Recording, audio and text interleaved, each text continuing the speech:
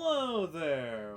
Welcome back to Corpse Factory, where for some weird as hell reason, the episode weird point. I don't know why. I was clicking some stuff off screen, that's why the audio fucked out. Back to the story.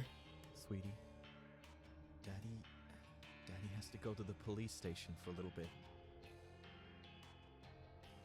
Well, I'm guessing they searched his the internet, got caught up. I'm sorry, sweetie. I'm so sorry. Before he can squeeze out another word, police officers yank him away. His daughter. Correct. He is accompanied downstairs and disappears from view within moments. Daddy! Come back! Daddy! The final police officer exits the apartment, down, and Momo mumbles something to her. Grabs her shoulder in an attempt to steer her towards the staircase. Let go of me! Daddy! What the fuck is going on here? Tomoe takes a step towards the officer. Her fingers slowly curl into a fist. Don't. I clench her fist in my own and force her to lower it. Don't get involved. It's a police matter. I think she understands my big warning. She stops struggling against me. Momo, The young girl is escorted downstairs. Tomoe stands defeated next to me. what the hell just happened? Well, all we know is that something happened. Tomoe is characteristically quiet. She searches Noriko's apartment, plain clothes. Witnessing the man, Kenji, arrested in front of his own daughter, seems to have dampened Tomoe's spirit. Although he is a stranger, can't help but feel bad for the guy. Know what he did wrong. Surely his daughter need to see that going on. Oh, You okay? and no, ignores me. He ruffles through Noriko's drawers. I decide to bite my tongue and simply take a seat edge of the bed. First man to leave that apartment. A guy with a broad shoulders. He looked familiar. Very familiar. The charge of the officers. A detective. Yeah, that's it. The police detective. Seen him on TV a few times lately. Now we know. He's heading up the investigation of the recent homicide. The one accusing Corpse Girl of being the culprit. Behind the human removal services carrying the murder. Interesting. And apprehended Kenji. Involved with the cases. He is a suspect. He the Herald? Neighbor of Noriko's? Could it truly be? Could Kenji only be the leader of the human removal service. Who knows? I tried to connect the dots. In my mind, he lives close to Noriko. Might even be on speaking terms with her. He might have access to Noriko's computer or website. You have the original hacker stealing Corpse Girl's quests? The copycat? Who knows? That is actually a good question. Not even I know that one. It all seems sequential, but it almost makes sense. It's more likely than not that the copycat is someone who only knows Noriko, someone who has a side view of her life.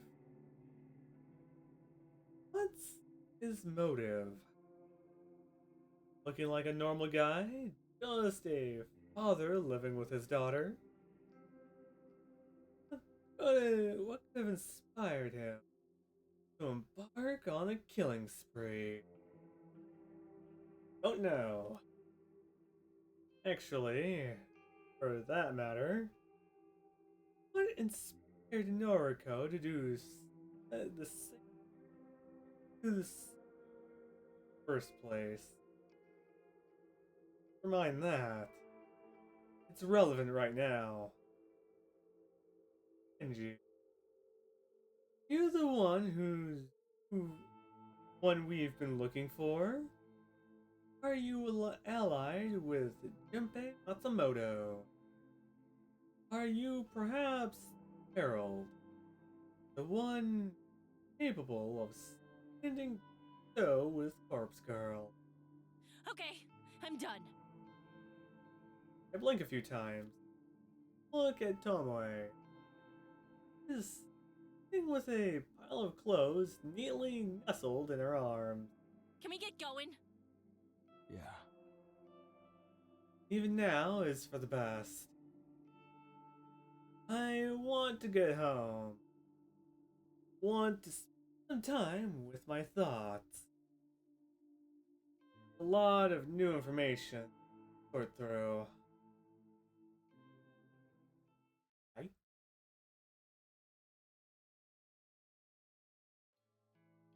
Cool. We're back. Wednesday.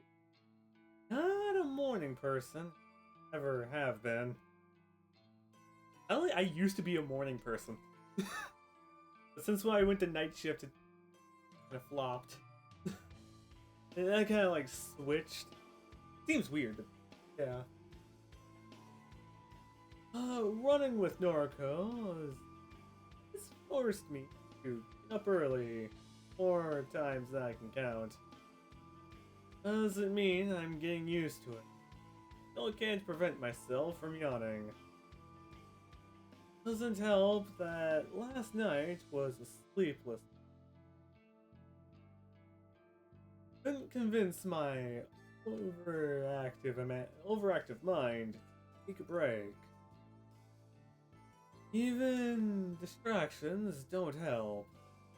Couldn't concentrate on reading. Couldn't focus. Tidying the apartment. Nothing worked. Same question kept bouncing around inside my skull. Inside of my skull.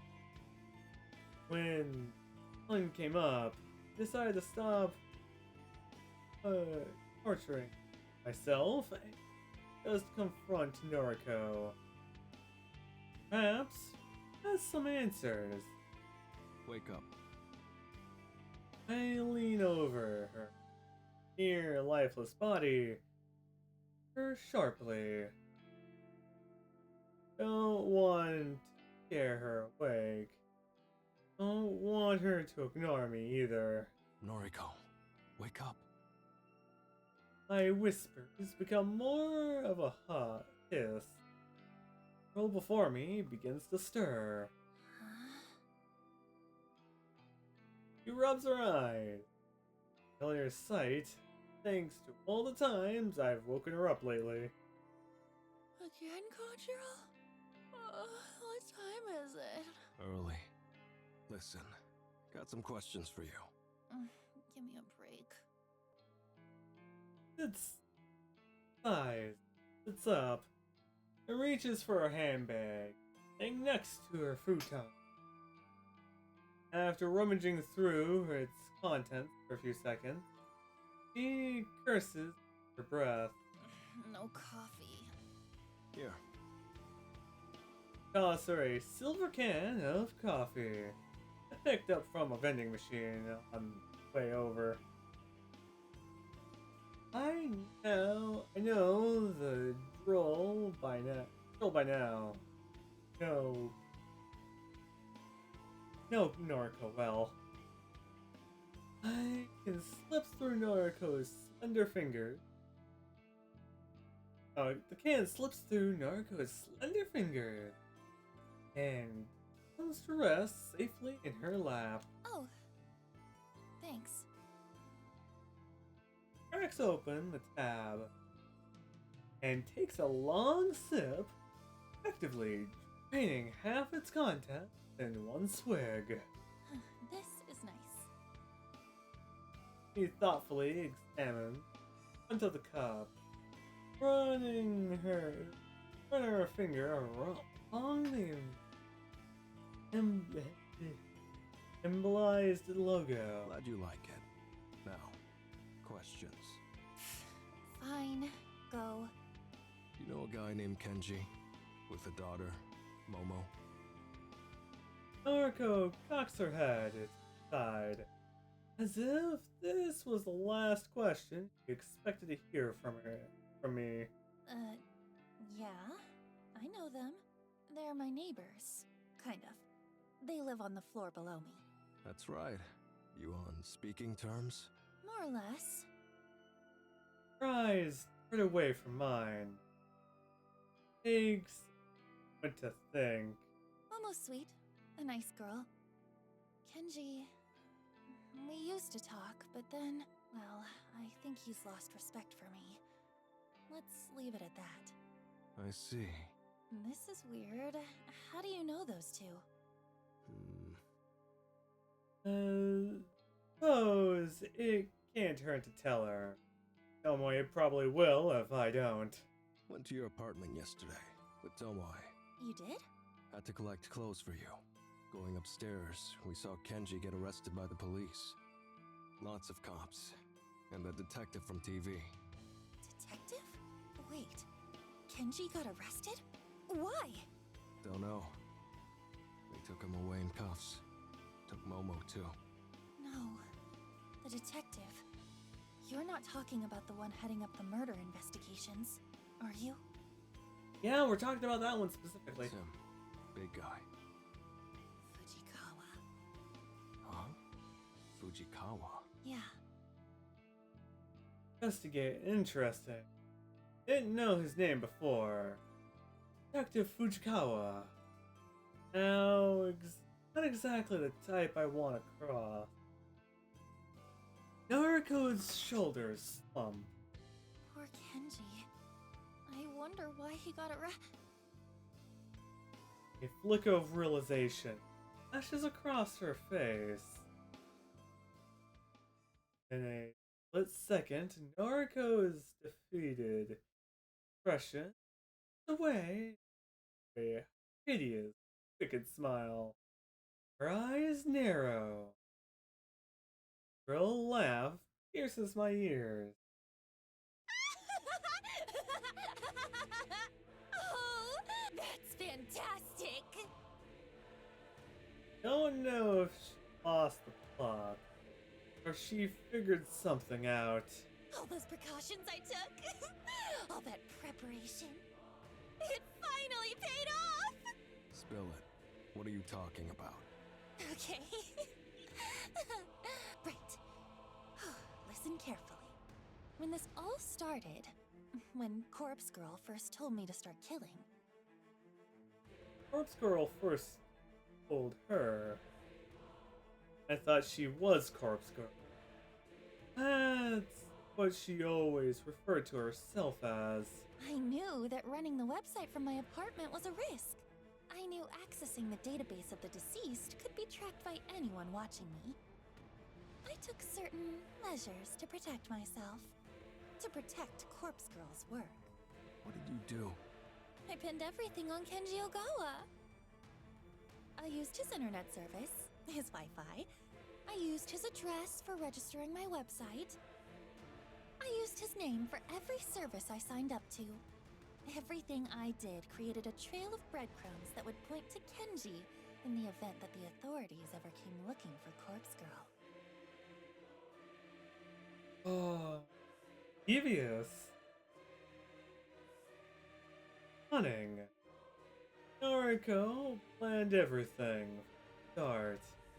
A great amount of forethought. More concerning is the fact that she wasn't afraid to throw her neighbor into the wolves, in order to save her own skin.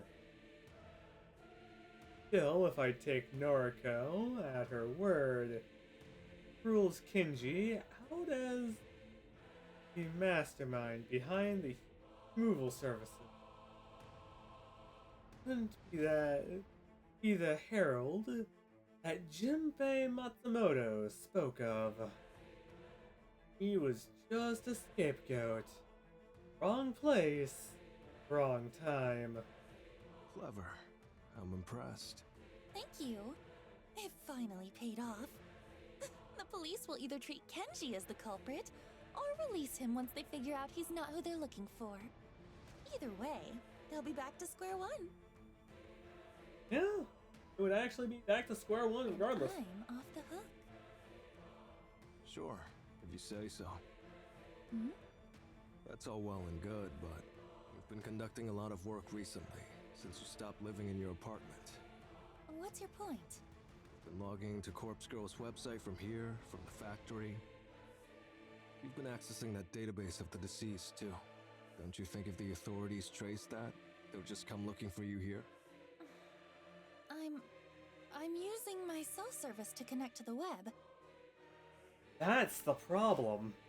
I'm not using a dedicated internet connection, and I'm running my connection through a proxy to mask my IP address. Eventually, you might be able to get through that, depending on what processes they go through. That can't be traced, right? That's a good question. I am not skilled enough to pay your way. It would have. You guys would have to ask an actual fucking programmer. Or at least a programming engineer in that case. Well, specifically a programming engineer. But I assume it's possible to trace it back? I assume it's possible. I just do not know the process. All I know is that there's a possibility. That does not mean it's easy. And as far as I know, it's nowhere near easy. And I am not a programming engineer. I have no skill in that worth a fucking damn. Even if you test me, anything I put together will be held by duct tape, Velcro. Actually, scratch that. Anything I put together would be most likely now fucking Velcro. In a single piece of string. And that'll be it. And that would most likely be the best I'd ever get close, and that would take me too damn long. I am nowhere near skilled enough for that shit. Oh no. But I'd be cautious if I were you. The cops will figure out Kenji's not guilty soon enough. Just you wait. Normal guy like that, he won't be able to give them any of the information they're looking for. Wouldn't be surprised if he gets released before the weekend. So? Hitting a dead end like that will only enrage the police. Especially that detective, Fujikawa. Don't you think they'll redouble their efforts after that? Yeah. They'll surely do whatever it takes to catch the true culprit. Yeah, Sure, I hear you, but Corpse Girl really isn't the one they're looking for. The human removal service is behind most of the recent deaths. Yeah. But Corpse Girl is far more widely known. They don't know that. They only have eyes for Corpse Girl. You made her famous. Made her known in every household across Tokyo. She's as much at fault as the human removal service. And you know it. If they catch you, let's just say you won't be let off the hook so easily. Noriko folds her arms, across her chest angrily. Not my fault. She doesn't want to hear the truth. Whole conversation has given me a headache. All my assumptions on the identity of the Herald led me to a brick wall. But I did glean one interesting information from Noriko's words. Phrase that loops within my mind. Vietnamese. When Corpse Girl first told me, start killing. I rubbed my chin in thought. Gotta go. You good here?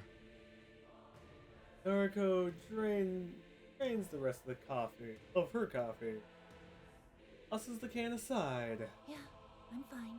Right. Later then. Noriko doesn't speak another word. I leave in silence. And I think that's the best time to kind of end the episode here. So, I hope you guys have a great time and a great day too. And I make a long episode. So I'll see you guys next time.